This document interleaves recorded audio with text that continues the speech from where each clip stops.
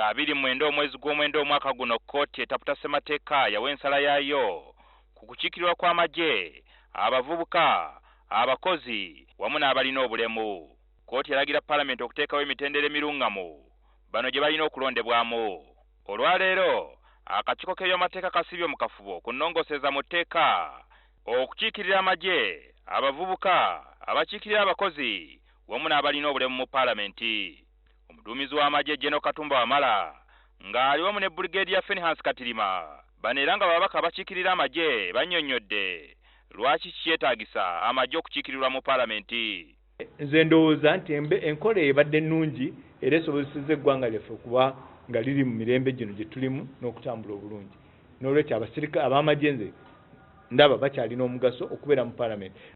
Amagye gakiikirirwa ababaka 10 era Katumba Wamala annyonnyodde emitendera gye bayitamu okubalonda. Units eza wansi babeera informed. Amannya ago ne gajja bagaweereza ne gayita mu system ne gayita ewange ne tugaweereza eba commander in chief. Kati amannya ago galeta mu Army Council. Kyokka abaka mu kakiiko kano baagala mu kifo ky'amagye gokka okukiikirirwa. Namba yaabwe esalibweko ebifo ebimu biweebwe ebitongole ebirala nga poliisi n'amakomera. Kubanga okusalawo kuno kwali kwa bannayuganda. Kati bannayuganda baba bakiraba nga kijja kwetaagisa era kiddeyo mu bannayuganda bo bakisalewo. Abaka olwaleero bakitegedde nti bano okulondebwa amannya gaabwe galeetebwa mu kyama ne gasomebwa nga wabula eddakiika 3 okukuba akalulu ate nga tewabeera kukuba kampeyini. The names are pronounced 30 minutes and there are no campaigns and then elections. Somebody knowing an individual in a 30 minutes time, I think it is not enough for the people you are going to represent.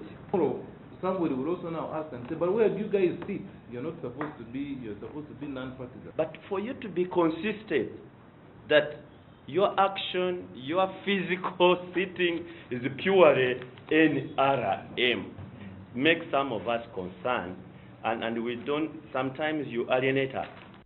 Babakikirira abakozi bali mu kattu olw'ababaka okukabatema nti ebibiina kofutu n'ennotu mwe babadde balondebwa byandifuuka okusomozebwa kubanga ekiragiro kya kkooti kyalagira palamenti nti n'abakozi abatalina bibiina mwe bagwa balina okukiikirirwa.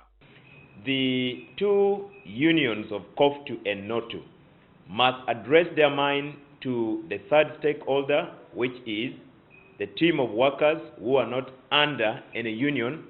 Kino kitegeeza nti palamenti erina okuteekawo enkola agenda okukiikirira abakozi mwalina okuyita okusunsulibwa okufuuka omubaka wa palamenti. We need a procedure that would involve even non-unionized workers.